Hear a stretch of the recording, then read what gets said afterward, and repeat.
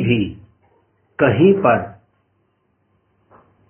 कितना ही बड़ा हमला हो सकता है और इसी का नाम आतंकवाद है। और वो हमला हमारी जिंदगियों को तबाह कर जाता है। न जाने कितने महत्वपूर्ण व्यक्ति, कितने डॉक्टर, कितने साइंटिस्ट, कितने बिजनेसमैन, कितने मासूम बच्चे, कितने बुजुर्ग, कितनी महिलाएं इस आतंकवाद की भेंट चढ़ गए। अब जब किसी निर्दोष की जान जाती है सड़क पर चलते चलते, तो हम एकदम से सहम से जाते हैं, थर्रा जाते हैं, घबरा जाते हैं और फिर हमारे भीतर एक आक्रोश भी पैदा होता है कि ये तो बहुत बड़ा पाप है, ये तो बहुत बड़ा अपराध है, ये तो अमानवीयता है, ये तो क्रूरता है कि कभी भी कहीं पर किसी पर भी ऐसे बस हमला कर दो और उसको खत्म कर डालो। तो ये आतंक आखिर पनपता कैसे है और इस आतंकवाद को कैसे हमें जड़ से खत्म करना है। तो आज मेरे साथ हमारे श्रद्धेय एनपी सिंह साहब, जो भारतीय शिक्षा बोर्ड के चेयरमैन भी हैं, रिटायर्ड बहुत ही सीनियर आईएएस ऑफिसर रहे हैं। अंग्रेजी में रिटायर्ड शब्द है वैसे तो ये। अब मैं आज सोच रहा था कि एक एनपी सिंह को तैयार होने में 60 साल लग गए। माने एक व्यक्ति जब पूरा परिपक्व रूप से तैयार होता है, बौद्धिक रूप से, वैचारिक रूप से, सांस्कृतिक रूप से, भावनात्मक रूप से, क्रियात्मक रूप से, जब उसमें पूरी दृष्टि, उसमें पूरी दक्षता आती है, उसको उसके जीवन की पूरी दिशा निर्धारित होती है, वो जब एक सम्यक सनातन वैदिक कहो एक वैश्विक दृष्टि से, वो दीक्षा से, दक्षता से युक्त होकर के विश्व को एक नई दिशा देने के लिए तैयार होता, तब कहते हैं तो रिटायर हो गया। नहीं, ये एक परिपक्वता है जीवन की। ऐसी एक जो जिसको हम ऋषि दृष्टि कहते हैं, वेद दृष्टि कहते हैं, एक सम्यक दृष्टि कहते हैं, कोई दूसरा शब्द उसमें सांस्कृतिक वैचारिक रूप से ना भी प्रयोग किया जाए तो उससे युक्त एक महामानव हमारे साथ में है। तो आज हम ये पिछले करीब मैं कहूंगा कि 2-2.5 हजार वर्षों से ज्ञात रूप से ये जो पूरा वैचारिक संघर्ष चल रहा है, और उसमें वो वैचारिक संघर्ष जो है कब आतंकवाद में अलग अलग प्रकार के आतंकवाद का स्वरूप ले देता है। कभी राजनीतिक आतंकवाद, कभी आर्थिक आतंकवाद, कभी जो है वो शिक्षा का, चिकित्सा का आतंकवाद, प्रकृति और पर्यावरण के खिलाफ जो विद्रोह है, आतंकवाद है। तो उसका आज थोड़ा सार रूप में एनपी सिंह साहब ने, वैसे तो जो विस्तार से सुनना चाहते हैं, आज सुबह का आस्था का सत्र देख लेना। सुबह 5 से 7:30 का फेसबुक लाइव भी है उसमें और बाकी आस्था पर भी है। लेकिन अब इस सार रूप में, क्योंकि हर रोज हम बात करते हैं और करीब 1 करोड़ से लेकर के और महीने भर में मैंने इसके व्यूज देखे, जो अपने वीडियोज हम डालते हैं और अलग अलग सोशल मीडिया के प्लेटफॉर्म पर, तो करीब जो है 1000 करोड़ व्यूज आ जाते हैं टोटल सोशल मीडिया के। माने 100 करोड़ से ज्यादा लोग 5-10 बार हमें जरूर सुनते हैं महीने भर में। और एक बौद्धिक रूप से लोग काफी परिष्कृत हो रहे हैं और चीजों को समझ रहे हैं कि किस प्रकार से ये जो अलग अलग प्रकार के पूरे केवल एक धर्म विशेष, एक देश विशेष, एक काल विशेष पर में ये आक्रमण नहीं है, ये पूरा का पूरा एक डिस्ट्रक्टिव सोच है। उसको थोड़ा सा आप प्रकाश डालेंगे तो इसको हम आज संवाद के रूप में थोड़ा सा आगे बढ़ाते हैं। जी पूज्य स्वामी जी, अभी आपने आतंकवाद की जो चर्चा की, ये पूरी दुनिया इस समय बहुत ही भयंकर रूप से पीड़ित है, लेकिन इसकी अपनी एक बहुत लंबी ऐतिहासिक यात्रा है स्वामी जी। और ये पूरी इसकी हिस्टोरिकल जर्नी जो है वो पूरी आइडियोलॉजिकल जर्नी से जुड़ी हुई है, क्योंकि कोई भी बात तो विचार से पैदा होती जी। तो ये वर्तमान में जो हम आतंकवाद कहते हैं तो बड़ी सीमित दृष्टि से देखते हैं, सीमित दायरे तक देखते हैं। और आप तो बता रहे थे वो जो यूएन के अंदर जो आतंकवाद के को खत्म करने के लिए समिति बनी, वो तो और हास्यास्पद है। जी स्वामी जी, जो पूरे विश्व ने आतंकवाद से निपटने के लिए जो यूएन सिक्योरिटी काउंसिल की एक कमेटी है, काउंटर टेररिज्म कमेटी, उसमें पाकिस्तान वाइस चेयरमैन है। लो, मतलब जो आतंकवाद का सबसे बड़ा जो है जो चेहरा है, माने उसका वो सबसे बड़ा आका जी। है, वो उसका वाइस चेयरमैन है। और आश्चर्य ये है कि ओसामा बिन लादेन की हत्या अमेरिका ने की टेक्नोलॉजिकली, इसीलिए कि वो 9/11 के जो सबसे बड़ा जो एक आतंकवादी हमला, आतंकवादी हमला हुआ अमेरिका पर, लेकिन वही अमेरिका से डोमिनेटेड यूएन सिक्योरिटी काउंसिल में वो पाकिस्तान उसका वाइस चेयरमैन है, उसकी जो कमेटी है पॉलिसी मेकिंग की उसको चेयर करता है।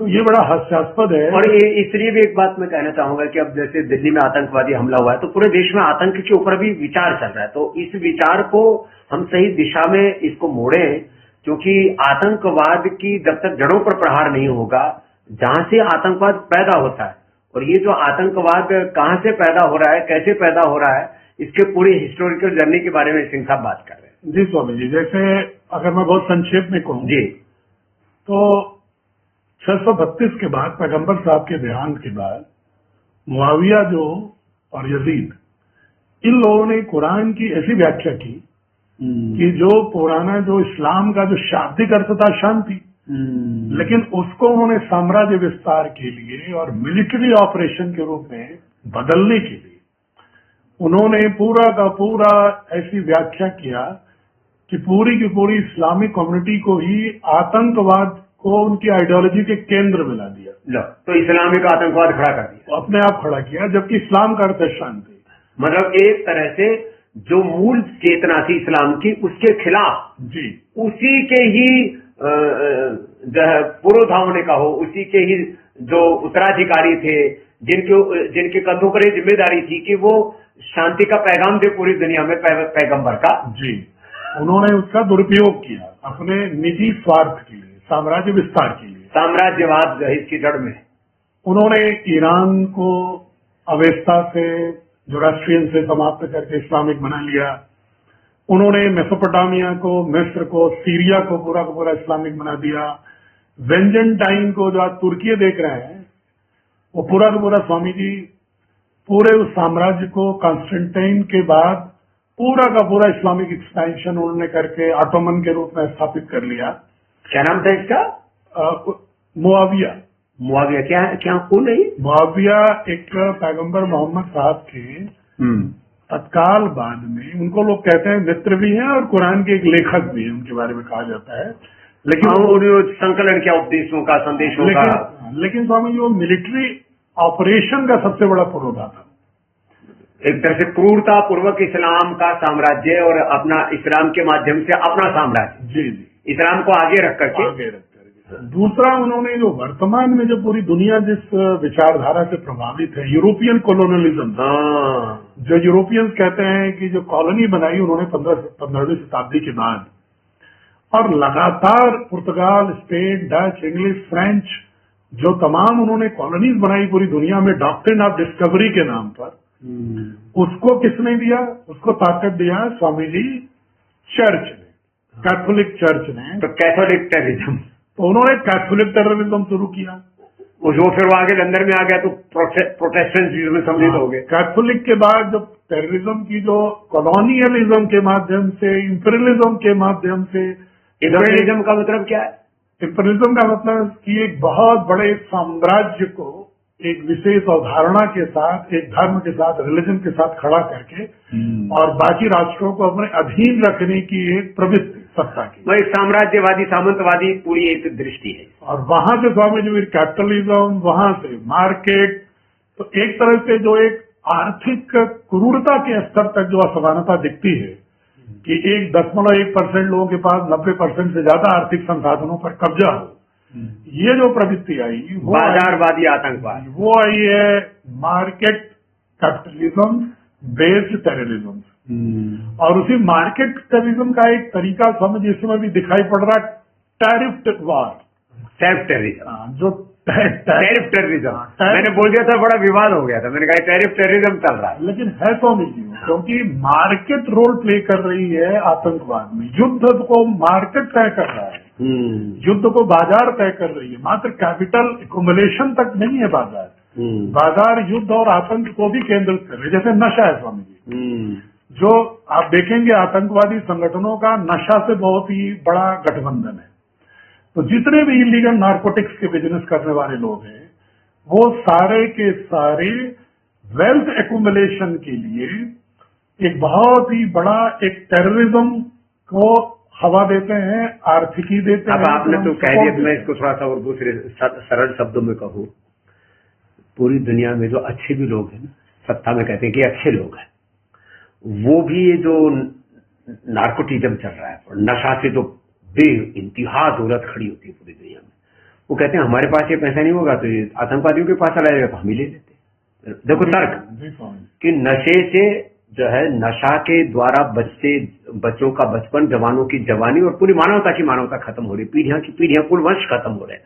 तो ये जो आपने तिकड़ी बताई थी ना, जो है ये पूरा एक हो गए पूरे ये ड्रग माफिया, नशा माफिया, पर ये दूसरे स्वामी जी हैं जो आहार माफिया। हाँ, मतलब जो हमारे मनुष्य के स्वाद में एडिक्टिव केमिकल्स के साथ प्रोडक्ट दे करके खाद्य पदार्थ, और उनको पूरा का पूरा बीमार लाचार कमजोर फिर दवा माफिया, और फिर उसके बाद आती है फार्मा माफिया, दवा माफिया, जो उनको और वो allopathy based, molecule based mafia, ताकि उनको और इनको संरक्षण, ये फिर श्रृंखला है ना, इनको संरक्षण देते हैं फिर पूरे पॉलिटिकल माफिया, इनको तीनों को संरक्षण देते हैं फिर जो पॉलिटिकल टेररिज्म के लोग, पॉलिटिकल टेररिज्म वाले, और उसको भी फिर उनकी कोई पोल ना खुल जाए इसलिए फिर जो है जुडिशरी बीच में सम्मिलित हो जाती है। वो पूरा नियम कानून कायदे उसके इर्द गिर्द पूरा घर लेते हैं। तंत्र स्वामी जी उसी एक तरह से अगर आतंकवाद, प्रायोजित आतंकवाद,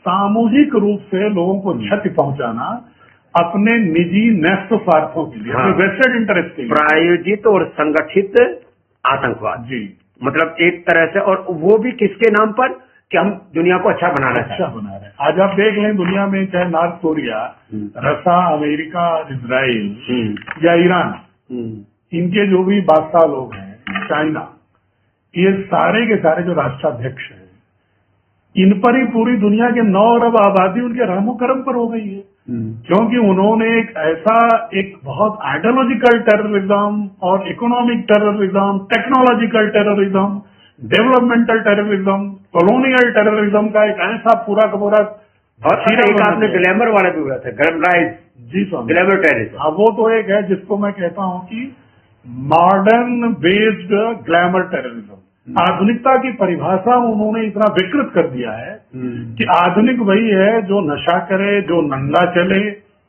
अश्लीलता, सौंदर्य की परिभाषा में अश्लीलता, वासना, जितना जिसके पास ज्यादा संभोग, जितना जिसके पास में ज्यादा संसाधन, जितना संपत्ति। पहले हमारे यहाँ तप और त्याग पर आधारित पूरा जीवन था कि हम प्रकृति को माँ कहते थे, नारी को माँ कहते थे। यहाँ प्रकृति को और नारी को नोचना चाहते हैं, उसको मतलब भोगना चाहते हैं, उसको और उसकी भी पराकाष्ठा तक भोगना चाहते हैं कि उसका विध्वंस ही हो जाए, और उसमें भी सर्वाधिक आधिपत्य उनका होना चाहिए। एक व्यक्ति 100 माँ बहन बेटियों के साथ दुराचार कर रहा है, एक व्यक्ति जो है करोड़ों करोड़ों अरबों अरबों खरबों की दौलत को जो है ध्वस्त किए जा रहा है और अपने एकाधिकार में लिए जा रहा है। ये मॉडर्नाइजेशन जो है, ये वास्तव में जो यूरोपियन कॉलोनियलिज्म जिसका दौर 15वीं शताब्दी से शुरू होता है, और कैथोलिक चर्च ने पुर्तगाल और स्पेन को जो एक पपल बुल डिक्री दिया, राजाज्ञा दिया कि आप जाओ पूरी दुनिया में डॉक्ट्रिन ऑफ डिस्कवरी के तहत पूरी दुनिया को ढूंढो और उनको कब्जा करो, क्रिश्चियनिटी को बढ़ाओ और अपनी आइडियोलॉजी को मॉडर्न घोषित करो। इस तरह से जो एक बहुत बड़ा जो आइडियोलॉजिकल टेररिज्म फैलाया उन्होंने, इसी का स्वामी जी बाय प्रोडक्ट है। उसी का बाय प्रोडक्ट 3 मनुष्य की आवश्यकताएं होती है स्वामी जी, एक आहार, एक संभोग, एक सत्ता। इन तीनों का कैसे हम दोहन करके इस प्रवृत्ति का और अपने आर्थिक पूरा का पूरा आतंकवाद फैला के और लोगों को ऐसा कब्जे में करें कि इकोनॉमिक, पॉलिटिकल जो टेररिज्म है वो एक्चुअली आइडियोलॉजिकल टेररिज्म की मां है, उसकी संतति है जी। तो ये जितने भी कॉलोनियल टेररिज्म है या डेवलपमेंटल टेररिज्म है या मॉडर्नाइजेशन के नाम पर तमाम ग्लैमर टेररिज्म है या ये जो मेडिकल टेररिज्म है कि हमें ये बीमार करो पहले, फिर नशाखोर बनाओ, फिर इसके बाद दवा करो, बना दो कि भाई हम तुम्हारे रक्षक, और जब दवा खाए तो फिर एक साइड इफेक्ट आए, और इसके बाद फिर उसको भोजन में स्वाद पसंद नहीं आएगा तो फिर एडिक्टिव डाल करके थोड़ा और स्वादिष्ट प्रोडक्ट दे दो। ये जो पूरा का पूरा नेक्सस है स्वामी, करोड़ों लोगों को ऊर्जा विहीन कर रहा है, करोड़ों लोगों को आर्थिकी को नष्ट कर रहा है, उनकी पूरी जीवन पद्धति को नष्ट कर रहा है, परिवार को नष्ट कर रहा है, समाज को नष्ट कर रहा है, और मौतें हो रही करोड़ों। हाँ, 2, 4, 10 लोगों की मौत होती तो कोहराम मच जाता। अरे 10 आदमी मर गए, 20 आदमी मर गए, 50 आदमी मर गए, 100 आदमी मर गए आतंकवादी हमले में, तो वर्ल्ड न्यूज बनेगी। और करोड़ों लोग सिंथेटिक दवाओं से मर रहे हैं, करोड़ों लोग, माने इसकी कुल संख्या देखी जाए तो हर साल मुझे लगता है ये आंकड़ा कहीं 50 करोड़ के आसपास बैठेगा। मरना तो है ही, लेकिन नैसर्गिक मृत्यु, स्वाभाविक मृत्यु अलग बात होती है, लेकिन किससे मर रहे हैं? और वो मरे मतलब जैसे कहते हैं ना, तिल तिल के मर रहे हैं, जिसको कहते हैं कि अंदर से उनको पूरा का पूरा तरफा करके, नोच करके, काट के मार रहे हैं। किससे? आदमी मरता तो है, लेकिन भोग के वासनाओं में, नशे में जवान बच्चे हैं, उन सबको ऐसा मारते हैं तड़फा करके कि मरना तो है, लेकिन किससे मर रहे हैं? अफीम खा करके, चरस खा करके, भांग खा करके, हेरोइन, वो व्हाइट पाउडर खाते, पता नहीं क्या क्या, उसके इतने 1-1 करोड़ 5-5 करोड़ कीमत है उनकी किलो की। ऐसी चीजें पूरी की पूरी बेची जा रही है, और उससे पूरा एक बहुत बड़ी फिर ताकत खड़ी हो जाती है इन धूर्तों के पास में। तो नशा करके करोड़ों लोगों की मौत हो रही है, फिर उनसे जो ये सिंथेटिक दवा, उनसे खा करके लाखों करोड़ों लोगों के लीवर, किडनी खराब हो रहे, उससे मर रहे हैं, फेफड़े खराब हो रहे हैं, हार्ट, ब्रेन स्ट्रोक हो रहे हैं, हार्ट अटैक हो रहे हैं, कैंसर हो रहा है, और कुछ तो ऐसे ही सुसाइड करके मर रहे हैं, कुछ ऐसे ही बच्चों का बचपन ऐसे ही खत्म हो जाता, पता ही नहीं लगता कब मर गए। जवानों के जवानी खत्म हो रही है, फिर माने वो किसी काम के नहीं रहते। कुछ लोग तड़प के मर रहे हैं, कुछ लोग फिर जिंदा तो है, लेकिन वो पूरी एक तरह से इस धरती पर भार होकर के जी रहे हैं, और एक बहुत खतरनाक चक्रव्यूह में पूरी दुनिया को फंसा डाला। इसलिए हमने कहा कि भाई 10-20 लोग आतंकवादी घटना में मारे जाते हैं, ये बहुत ही शर्मनाक है, ये बहुत बड़ा पाप है, अपराध है, क्रूरता है, ये जाहिलपना है, लेकिन 10-20 लोगों की हत्या, वह भी बहुत बड़ा गुनाह, और उस गुनाह को करने वालों को कहते हैं उनको फांसी देनी चाहिए। ये जो गुनाह कर रहे हैं, माने जो अलग अलग प्रकार का ये जो आतंकवाद फैला करके, माने केवल हम जाहिर तौर पर कुछ लोगों को, मैंने कहा कभी भी कहीं पर भी किसी को भी सड़क पे मार दिया, कहीं पर कोई सामूहिक रूप से नरसंहार हो गया, हम इसको आतंकवाद की श्रेणी में गिनते हैं। ये आतंकवाद हमारे एड़ी से लेकर के चोटी तक, हमारे दिल दिमाग से लेकर के हमारे आहार में, हमारे विचार में, हमारे चारों तरफ प्रकृति में, पर्यावरण में, हमारी शिक्षा में, हमारी चिकित्सा में, हमारे सामाजिक ताने बाने में, माने पांथिक आतंकवाद भी है, मजहबी आतंकवाद भी है, राजनीतिक आतंकवाद भी है, सामाजिक आर्थिक आतंकवाद है, और इस सब की जड़ों के ऊपर हमें प्रहार करना पड़ेगा, तब यह आतंकवाद जड़ से खत्म होगा। मनुष्य को जब तक एक सम्यक दृष्टि नहीं मिलेगी।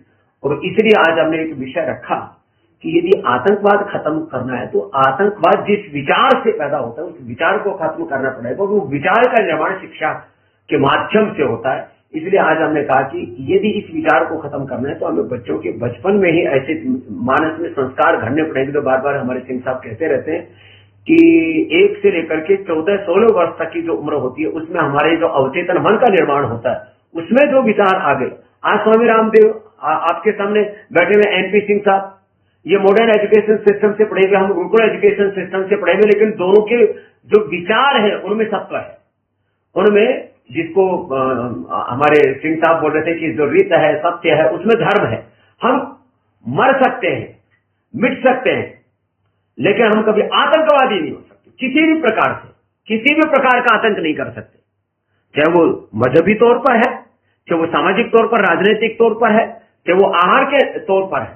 हम भी आहार उपलब्ध करा रहे हैं, हम भी विचार उपलब्ध करा रहे हैं, हम भी सामान उपलब्ध करा रहे हैं, हम भी शिक्षा चिकित्सा दे रहे हैं, हम भी जो भी समाज का जो पूरा गाना बहाना है उसमें हम एकात्म हैं, लेकिन हम कभी भी किसी भी प्रकार के आतंकवाद को प्रोत्साहन नहीं दे सकते। और ये जो चारों तरफ जो सड़कों पर बेगुनाह लोगों को मारा जाता है, इस आतंकवाद के पोषक होना तो बहुत दूर की बात है, स्वप्न में भी नहीं सोच सकते किसी निर्दोष व्यक्ति की हत्या के बारे में।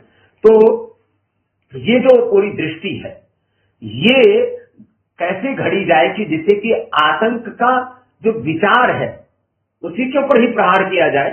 इसके लिए एक जो अपने पूरा एक अपना आंदोलन है शिक्षा क्रांति का, उसके ऊपर भी थोड़ा प्रकाश डालें। जी स्वामी जी, अगर आपने जो बताया कि जब व्यक्ति अस्वस्थ होता है शारीरिक रूप से, मानसिक रूप से, चाहे राष्ट्र का हो, चाहे परिवार का हो, चाहे विश्व का नागरिक, ठीक बात, उसकी जो उत्पादक शक्ति है, क्षमता है, वो क्षीण होती है। तो व्यक्ति लांगविटित हो रही है, जिंदा तो ज्यादा अवधि हो रही है, लेकिन उसकी जो उत्पादक ऊर्जा है उसका बहुत ही 10% भी नहीं हो पाता, बल्कि वो व्यवस्था पर बोझ हो जाता है। ऐसे में कोई राष्ट्र आत्मनिर्भर हो सकता है, ना विश्व आत्मनिर्भर और समावेशी और संपोषी हो सकता है।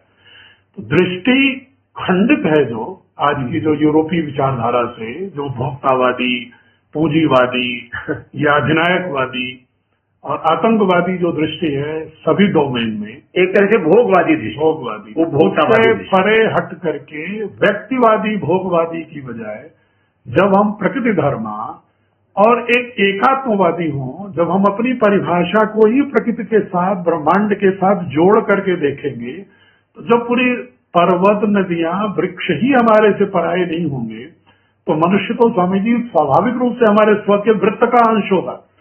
वह एक आत्मदृष्टि होगी। तो ये एक आत्मदृष्टि, एक आत्मदृष्टि के एकत्व पश्चात सारे मनुष्यों में एक ही आत्मा, एक ही ब्रह्मांडीय ऊर्जा, एक ही परमात्मा है।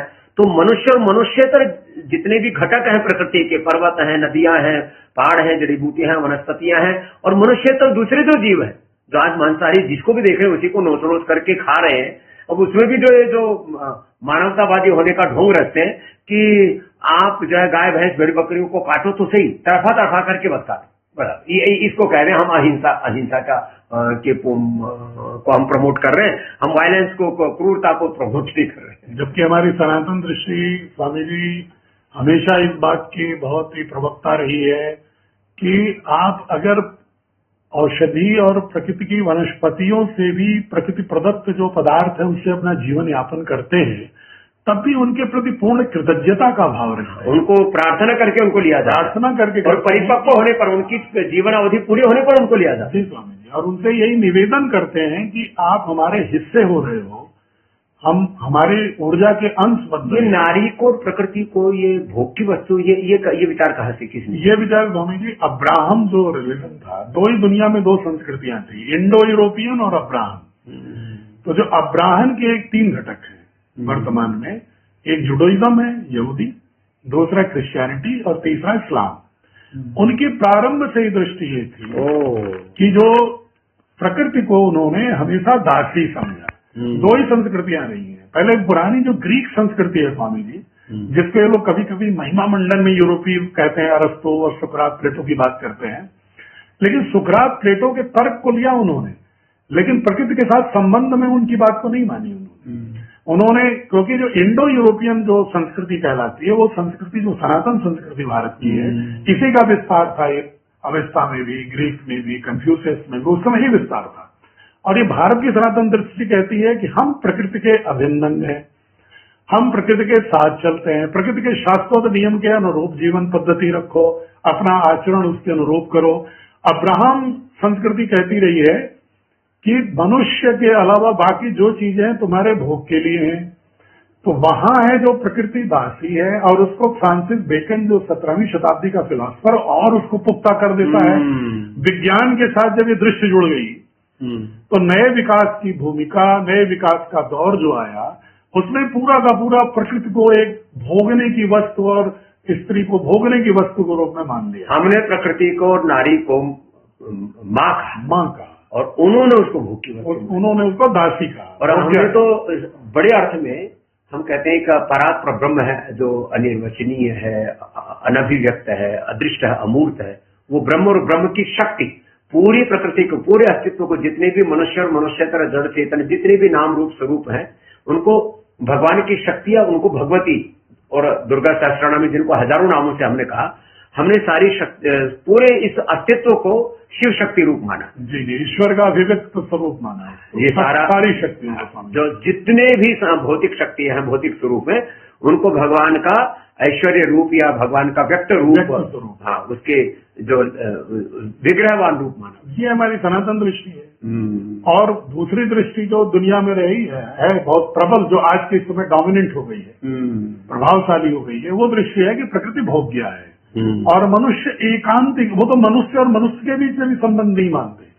यहाँ तक मान लेते हैं कि जो मेरी दृष्टि से भिन्न दृष्टि रखता है वो अदर है, वो दूसरा है, उसको खत्म कर। हाँ, उसमें कहीं समावेशी होना या उनके साथ कोई आपसी ये जो पूरे जो भी इस्लाम को नहीं माने, जो भी ईसाइयत को नहीं माने, और सेम में कम्युनिस्टों के साथ भी हो गया, जो कम्युनिज्म को नहीं माने उसको खत्म करो, उसको अपने अधीन करो।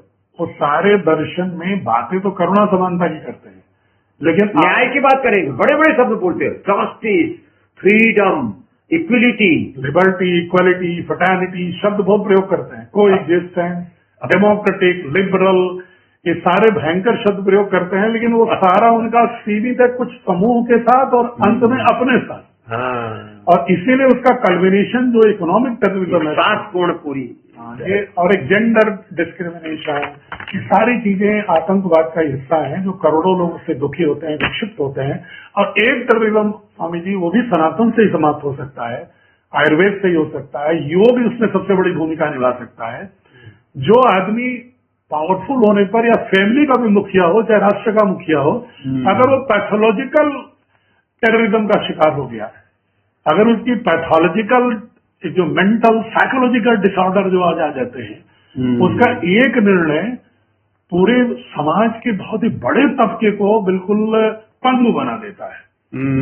तो वो जो पैथोलॉजिकल जो भी टेररिज्म है, उससे भी बचना है। हुआ ना, तो फिर परिवार हो, समाज हो, राष्ट्र हो या विश्व हो, उसमें जो नेतृत्व की भूमिका में लोग हैं जी, वो एक सम्यक दृष्टि से युक्त हो। और इसलिए हमने भारतीय शिक्षा बोर्ड की अवधारणा यहाँ से शुरू होती है कि ऐसी दृष्टि जिसमें ऐसा व्यक्तित्व, ऐसा नेतृत्व, ऐसा चरित्र, ऐसा वक्तृत्व, ऐसा पूरा का पूरा उसका एक आभामंडल तैयार हो कि वो व्यक्ति समाज को सही दिशा में फिर लेकर के जाए। समाज के जितने भी घटक हैं सबको साथ लेके चले, संपोष की सस्टेनेबिलिटी के साथ चले, प्रकृति को भी सम्मान दें, मनुष्य को भी सम्मान दें, और आपस में शौर्य हो लेकिन करुणा के साथ हो।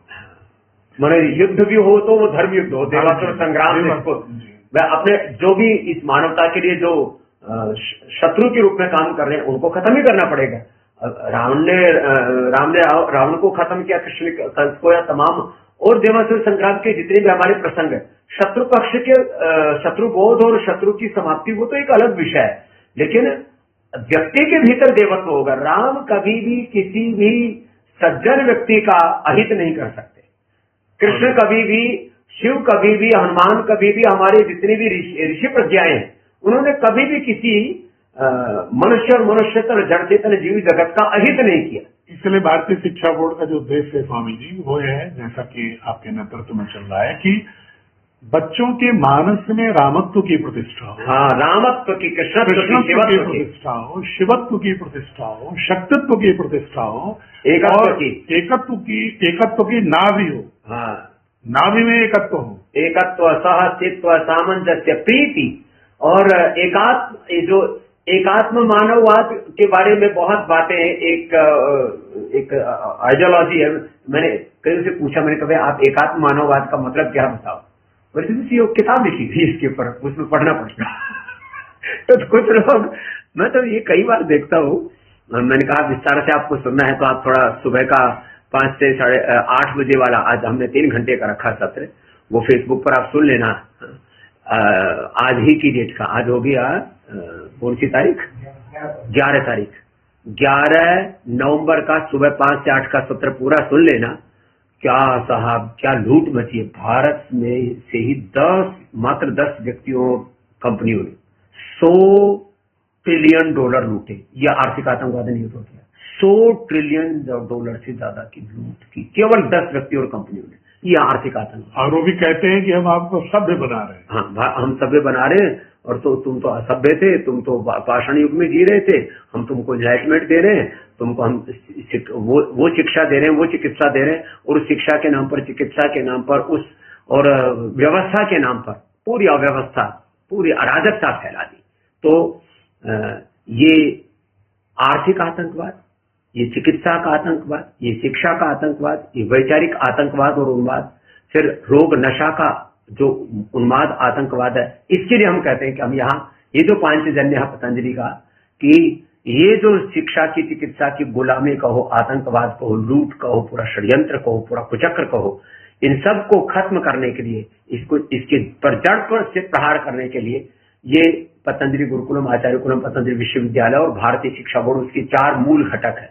माने उस दृष्टि जो भारतीय शिक्षा बोर्ड की दृष्टि है, वो आचार्य कुलम में बचपन से, पतंजलि गुरुकुलम में, और विश्वविद्यालय में तो ऐसे ही जब उस बौद्धिक चेतना के साथ बालक आगे बढ़ेगा, तब उसकी बौद्धिक चेतना का निर्माण तो भारतीय शिक्षा बोर्ड से हो जाएगा। फिर वो पतंजलि विश्वविद्यालय का भी और बड़ा विस्तार देंगे कि जिससे कि पूरी दुनिया के लोग आकर के पढ़ सके। आगे लक्ष्य अपना कि कम से कम 1 लाख विद्यार्थियों की क्षमता का विश्वविद्यालय बनाए, पूरी दुनिया के लोग आकर के सीख करके जाए, यूनिवर्सिटियां सीखें कि हमको वो दृष्टि से विश्वविद्यालय चलाना है, दृष्टि के साथ पतंजलि विश्वविद्यालय, और अब तो पतंजलि ग्लोबल यूनिवर्सिटी की वही पूरी परिकल्पना है। पूरी दुनिया के लोग सीखें कि हमारी अपनी शिक्षा व्यवस्था कैसे होनी चाहिए। तो बोले भारतीय शिक्षा बोर्ड का जो कंटेंट है, जो उसकी दृष्टि है, जो उसकी जो पूरा शिक्षा की जो रीति नीति है, वो तो भारतीय शिक्षा बोर्ड के ही अनुरूप होनी चाहिए। तो आज नहीं तो कल पूरी दुनिया जो शिक्षा, जो चिकित्सा हमारे पुरखों ने दी हमें विरासत में, जो जीवन पद्धति हमारे पुरखों ने दी, जो दृष्टि हमारे पूर्वजों ने दी, वो जो सनातन दृष्टि है। अब सनातन के नाम पर भी बहुत से शंकराचार्य, बहुत से आचार्य महामंडलेश्वर, बहुत से राजनीतिक लोग जो कहते हैं कि हम तो सनातन के पैरोकार हैं, बहुत से ऐसे सामाजिक संगठन, सांस्कृतिक संगठन, उनको भी समझने की जरूरत है कि भाई ये जो पूरा ताना बाना है, सिंह साहब, इसके बारे में आप क्या कहेंगे? स्वामी जी, मैं तो बहुत विनम्रता पूर्वक सभी संतों को प्रणाम करते हुए ये भी कहूंगा, या सनातन के जो वर्तमान व्याख्याता हैं, एक उनको पतंजलि योगपीठ में प्रशिक्षण उनका होना चाहिए कि वो सही संदर्भों में बहुत ही विनम्रता पूर्वक उन्हें समझ में आए कि जो जिस सनातन की दृष्टि को हम पूरा विश्व आज, बिल डुराम जैसा फिलोसोफर अमेरिका का, आर्ने नैसे इको सेंट्रिक फिलोसफी के लोग 21वीं सदी में कह रहे हैं कि भारतीय संस्कृति, सनातन धर्म ही विश्व का कल्याण कर सकती है। हम भी कह रहे हैं विश्वगुरु बनना चाह रहे हैं। तो विश्वगुरु बनने के लिए पहले तो शिक्षा जितनी बोर्ड हैं, उनको अपने कंटेंट में भारतीय शिक्षा बोर्ड के अनुसार सनातन की दृष्टि रखनी होगी। जब हम सुधरेंगे तभी तो किसी को कह सकते हैं कि ऐसे आप सुधरो। और दूसरी ओर जो हमारे सनातन के व्याख्याता लोग हैं, उनको अपनी वाणी में और आचरण में, जीवन में ऋषियों की जो सनातन दृष्टि है उसको अपनाना होगा। गर्व से हम हिंदू हैं, और हिंदू तो उनके आहार में, विचार में, वाणी में, व्यवहार में, उनके पूरे आचरण में, उनके व्यापार में, उनके संस्कार में दिखता नहीं। अब मैं क्षमा पूर्वक उन लोगों से कहूंगा, बहुत सारे लोगों को मैंने देखा है स्वामी जी की हिंदू शब्द का प्रयोग बहुत करते हैं, लेकिन हिंदू क्या है, सनातन क्या है, उसकी पूरी दार्शनिक आधारशिला और उसकी पूरी ऐतिहासिक सांस्कृतिक यात्रा के बारे में नहीं जानते। और ये दृष्टि हम ये भी पैदा कर रहे हैं भारतीय शिक्षा बोर्ड के माध्यम से कि मात्र हम सनातन को नहीं बता रहे हैं कि सनातन श्रेष्ठ है, एक वाक्य में कह दिया भावनात्मक रूप से, उन्हें तुलनात्मक हम बता रहे हैं कि कैसे ये इस्लाम से, क्रिश्चियनिटी से, जुडोइज्म से, कन्फ्यूशियस से, या थेल से लेकर के सार्थ के 41-42 जो प्रमुख दार्शनिक हैं पश्चिमी यूरोप के, ये उन सबकी तुलना में कैसे सनातन श्रेष्ठ। ये जो है ना, ये 2 चैप्टर आज हम जिनकी बात कर रहे हैं कि जो एक जो सम्यक दृष्टि, सनातन तो शब्द सुनते ही कुछ लोगों को मिर्ची लग जाती है। सम्यक दृष्टि के नाम से 9वीं, 10वीं, 11वीं, 12वीं का जो हमारा पूरा पाठ्यक्रम है, क्योंकि ये 9वीं, 10वीं, 11वीं, 12वीं आते बालक का बौद्धिक स्तर इतना हो जाता है, क्योंकि हमने तो 8वीं तक ही वो दृष्टि पाली थी। मैं तो 8वीं तक ही महर्षि दयानंद को और वेद, दर्शन, उपनिषद और सारी पूरी अपनी सांस्कृतिक यात्रा को पढ़ लिया थे 8वीं तक। आज से प्रेरणा लेकर के स्वामी जी, जो आप कह रहे हैं गुरुकुल में जो दृश्य मिली आपको, हमने अपनी भारतीय शिक्षा बोर्ड की पुस्तकों में नर्सरी से ही प्रत्युष वहां से तो शुरू हो ही गया नहीं, वहां को हम सारा जो वर्तमान जो पेडागोजिकल अप्रोच है, उसके तहत बहुत ही अप्रत्यक्ष रूप से 8वीं तक आते आते पतंजलि का योग दर्शन, सांख्य दर्शन, न्याय दर्शन, भरत मुनि का नाट्य शास्त्र, वैदिक ऋच उपनिषदों की मूल धारणा, बुद्ध के 8 पाठ, ये पतंजलि का योग दर्शन, ये सारी चीजें वो उसकी समझ, कहानी, पोयम, प्रश्नों के माध्यम से वहां से बीज डाल दिया। अब उसको जो तुलनात्मक दृष्टि से उसके जो व्यावहारिक स्वरूप है, उसके जो ऐतिहासिक यात्रा है, लाएंगे वृक्ष लाओ सेकेंडरी क्लास। तो यहाँ से हम 9वीं 10वीं 11वीं 12वीं में ये जो दृष्टि है, दीक्षा है, दक्षता और दिशा, कैसे जो एक नया डायरेक्शन, और आतंकवाद के ऊपर भी एक स्पेशल चैप्टर लिखो। जी स्वामी जी। कि आतंकवाद क्या है। दरअसल ना आतंकवाद के ऊपर बहुत, जिसको छिछोरी दृष्टि कहते हैं, बहुत ही सरफेस पर लोग सोचते हैं। हमारे यहाँ शास्त्रों की दृष्टि है, सत्याह कामा अन्विता विधान हिरण्मयेन पात्रेण सत्यच्चापीथम मुखम, इस उपनिषद में ऋग्वेद के जो 40 अध्याय में जिसको कहा हिरण्मयेन पात्रेण सत्यच्चापीहितम मुखम तत्वम पोषण भव्रनु सत्य धर्माय दृष्टि में। तो कई बार सोचता हूँ सिंह साहब, सारे लोग कहते हैं हम सत्य की बात करें, जैसे आपने कहा कि कम्युनिस्ट भी चिल्ला चिल्ला करके, वो तो चिल्ला चिल्ली में ज्यादा ही आगे रहते हैं, कम्युनिस्ट भी, ईसाई भी, इस्लाम वाले भी, पूरी दुनिया में चिल्ला चिल्ला करके कहते हैं हमको तो न्याय चाहिए, हमको स्वतंत्रता स्वाधीन चाहिए, हमको विकास चाहिए, हमको ये, हम तो समानता चाहिए, तो इनइक्वलिटी है, इंटेग्रिटी है, और तमाम तरह के जो पक्षपात, शोषण, अन्याय, क्रूरताएं, जुर्म ज्यादतियां हो रही हैं, हम उससे समाज को मुक्त करना चाहते हैं। लेकिन 1% सच बोलेंगे और 99% उसके पीछे झूठ। स्वामी जो इनके बड़े बड़े शब्द है ना, ये इनफैक्ट इन शब्द भी तो दर्शन के गर्भ से आते हैं। हाँ। तो इनका जो दर्शन है वो इतना सर्व समावेशी, आल परवेशिव है ही नहीं है। वो या तो मनुष्य और स्वयं तक की सारी स्वतंत्रता, सारी स्वच्छंदता, सारी इक्वलिटी वहीं तक सीमित कर देते हैं।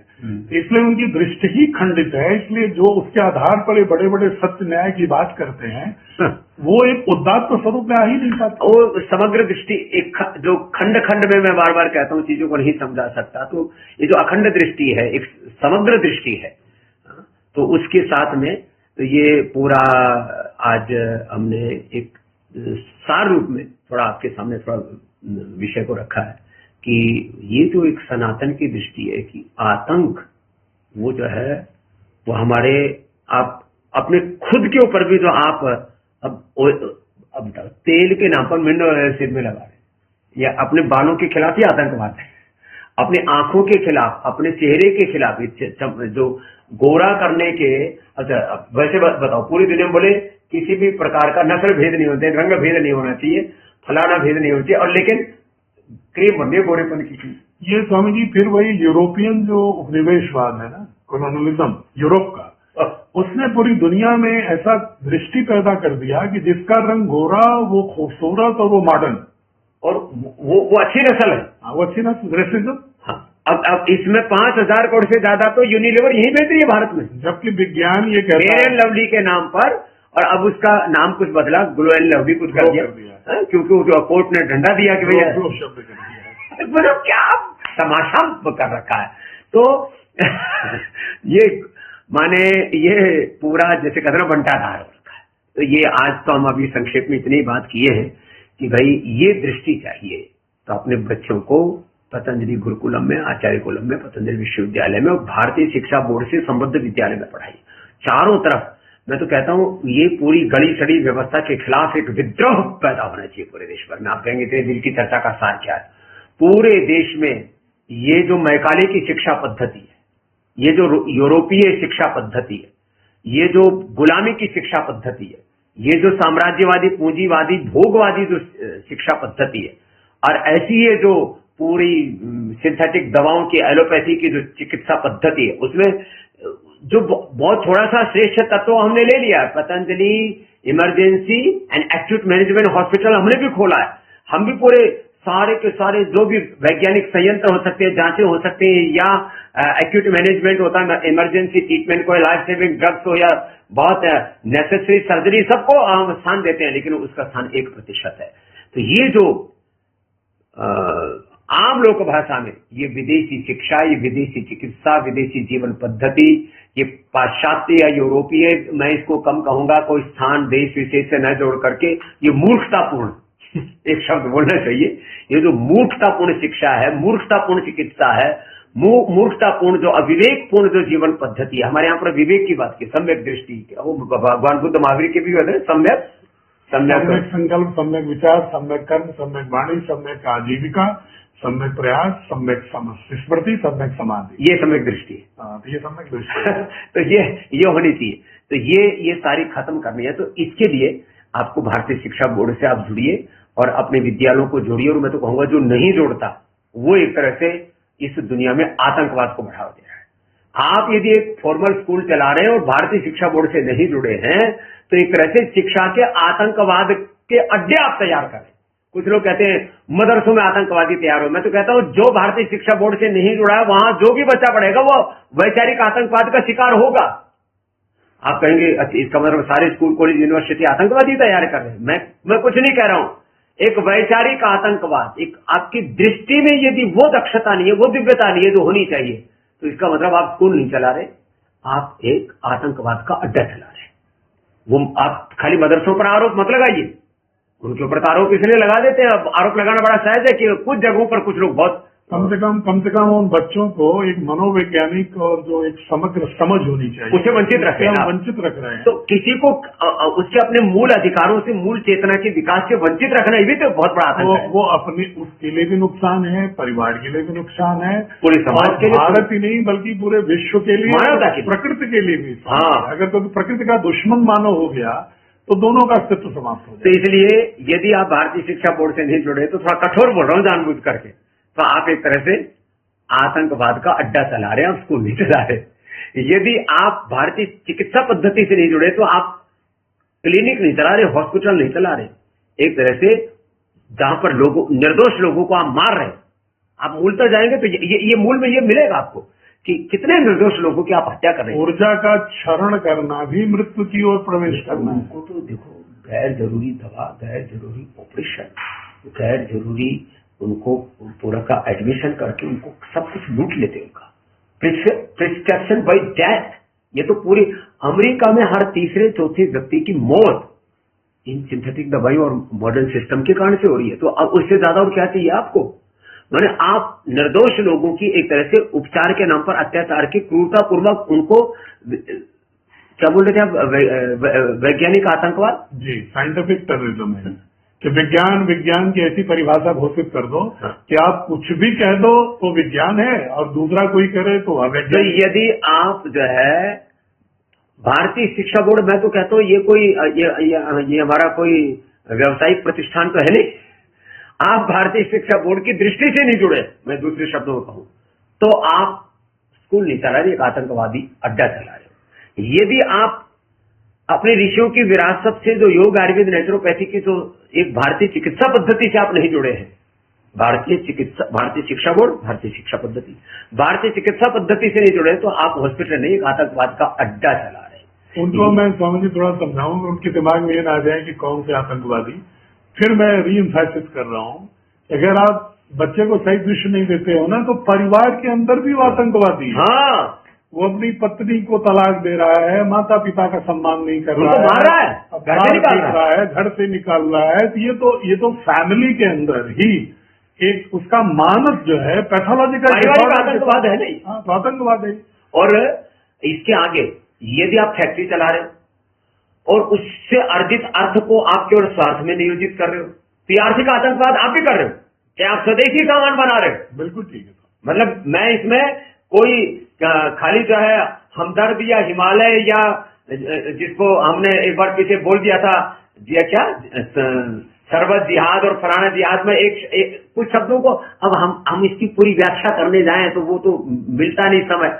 हमने कुछ शब्द बोल दिया कि भाई देखो वो लोग जो अर्थ से क्या बना रहे हैं, वो अपने एक रिलीजियस एजेंडा पूरा कर रहे हैं, एक अपना पॉलिटिकल एजेंडा पूरा कर रहे हैं। और कुछ लोग तो साहब ऐसे आतंकवादी तैयार भी करते हैं, माने फंडिंग करते हैं उसकी।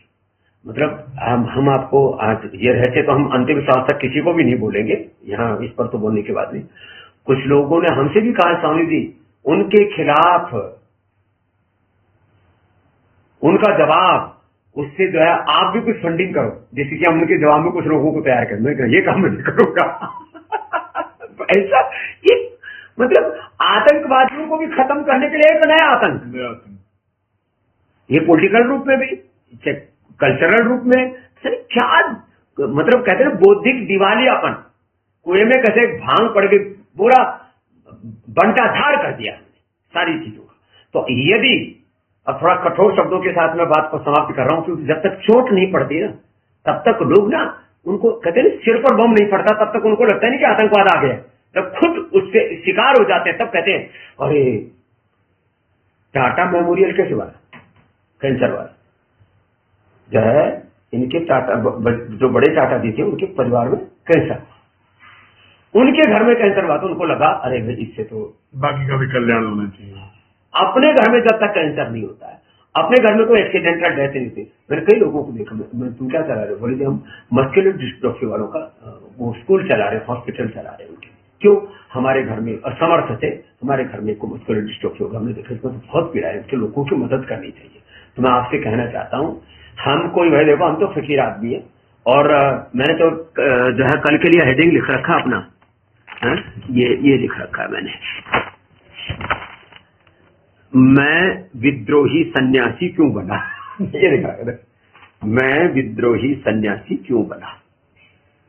तो मैं तो एक विद्रोही सन्यासी हूं, ये मैं क्रांतिकारियों की भाषा में बोल रहा हूं। मैं वैसे तो मैं सारी मानवता के प्रति प्रीति रखता हूं, नहीं तो मैं, मुझ में प्रीति ना हो तो मैं 3 बजे से लेकर के रात को 10 बजे तक ये सेवा, करोड़ों लोगों का उपचार, करोड़ों लोगों का रोजगार, करोड़ों लोगों के जीवन को ऊंचा उठाने की भावना। अरे भाई सारा संसार जिस रास्ते पर चला, हम तो उसके खिलाफ ही चल रहे। सब कह रहे वेल्थ क्रिएशन करो, हम तो जो कुछ पाया सब कुछ बांटने में लगे। सब कहते बच्चे पैदा करो, हम तो अपना परिवार बनाए, सबके परिवार सबका बच्चा संभालने में लगे हुए। तो हम धारा के विपरीत चलने वाले एक तरह से, आप क्रांतिकारी सन्यासी। तो मैं तो कहूंगा, आप यदि भारतीय शिक्षा बोर्ड की दृष्टि से नहीं जुड़े हैं, भारतीय चिकित्सा पद्धति की दृष्टि से नहीं जुड़े हैं, आप भारतीय अर्थ की दृष्टि, अर्थ तो परमार्थ के लिए होता है, अर्थ का सीधा ही हमारे यहाँ बोलता है, अर्थ परमार्थ के लिए होना चाहिए, स्वार्थ के लिए नहीं होना चाहिए। तो आप व्यापारिक प्रतिष्ठान चलाते हैं और आप उसमें स्वार्थपरता के साथ ही काम कर रहे हैं। आपका जो धन है त्रयोगतया वित्तस्य भवन्ति दानम भोगम नाशम, तो ये आप जो है आर्थिक आतंकवाद के शिकार हैं यदि आप परमार्थ के लिए काम नहीं कर रहे, और अपने संस्कारों में आप अपनी संस्कृति को नहीं जीते हैं, अपने परिवार में, माने आप सनातन को जी नहीं रहे हैं, तो आप भी सनातनी आतंकवादी हो जाएंगे। थोड़ा कठोर शब्द बोल दिया। यदि आपने सनातन को जिया नहीं, पंथिक आतंकवादी हो जाएंगे। हाँ, मजहबी आतंकवादी हो जाएंगे, पंथिक आतंकवादी हो जाएंगे। सनातन तो आतंकवाद नहीं सिखाता है, तो सिखाता ही नहीं। तो इसलिए सनातन के नाम पर फिर आप लेकर कलंक हो जाएंगे। लोग फिर प्रयोग तो वही करते हैं, किताबों में क्या लिखा है, दर्शन में क्या लिखा है, लोग जीतों को देते हैं। युवा स्वामी जी बहुत भ्रमित होते हैं जब कोई व्यक्ति सनातन की बात करता है, उसके आचरण में सनातन नहीं दिखता है, तो नहीं सनातन। भारतीय युवा मानस उस व्यक्ति की बजाय सनातन से ही दूरी बनाने लगता है। लोगों ने सनातन के नाम पर जात पात ऊंच नीच भेदभाव बहुत कुछ किया है, तो उससे बोले सनातन की ये दृष्टि, ये सनातन की दृष्टि नहीं। वो ये नहीं समझते कि ये तो सामाजिक विकृति है जो सनातन से दूर हटने के कारण हुई है। और आप यदि रोगों में, नशा में, वासनाओं में पड़े हुए तो भी एक तरह से आप सनातन से दूर है। हाँ, सनातन से दूर है, और जो है कल्चरल टेररिज्म के शिकार, रिलीजियस टेररिज्म के शिकार, बल्कि सांस्कृतिक अंधता, हाँ, ब्लाइंडनेस के शिकार है। तो ये सब प्रकार की जो है सब प्रकार का जो आतंक है, आतंकवाद है, सब प्रकार की जो बौद्धिक विकलांगता है जी, इससे आपको उभरना पड़ेगा। और वो दृष्टि आपको भारतीय शिक्षा बोर्ड देता है, वो दृष्टि पतंजलि गुरुकुलम आचार्य को पतंजलि विश्वविद्यालय भारतीय शिक्षा बोर्ड से दे रहे हैं, इससे जुड़िए आप। वो दृष्टि हम पतंजलि वेलनेस से योगग्राम निरामयम से दे रहे हैं। पतंजलि के जो उपचार का पूरा उपक्रम है, ये उपकार के लिए है, कोई व्यापार के लिए नहीं है, ये कोई कमाई के लिए, लोगों की भलाई के लिए भाई सब कार्य हो रहा है, सब जानते हो। फिर भी आज प्रसंग था, इसलिए इस बात को कहा, आप जुड़िए एक रोग मुक्त, एक नशा मुक्त, एक देवत्व से युक्त मनुष्य के, रामत्व, कृष्णत्व, शिवत्व से युक्त मनुष्य के निर्माण के लिए, कि पिंड में सारा ब्रह्मांड है और स्वयं आत्मा ब्रह्मस्थानीय है, इस दृष्टि से आप जुड़ेंगे तो निश्चित रूप से ये देश और पूरी दुनिया, हम आतंकवाद के भय और आतंकवाद की जितनी भी शाखाएं हैं, ब्रह्मांड के जितने भी घटक हैं, सबको हम आतंक से, भय से, सब प्रकार की अमानवीय क्रूरताओं से उसको मुक्त कर पाएंगे। तो आज का थोड़ा लंबा हो गया, लेकिन प्रसंग था, दिल्ली पर ही आतंकवादी हमला नहीं हुआ, ये हमारे दिलों पर, हमारे दिमागों पर जो आतंकवाद का जो पूरा प्रहार हो रहा है, उससे कैसे हमें उभरना है और उभारना है, इसके लिए आज हमने आपके साथ आह्वान किया। अंत में आप क्या कहना चाहेंगे सिंह साहब? मैं स्वामी जी से भी इतना कहना चाहूंगा कि पूरी दुनिया जो विकल्प तलाश रही है दृष्टि की, उसमें सारे दर्शन, फिलॉसफी असहाय हो गए।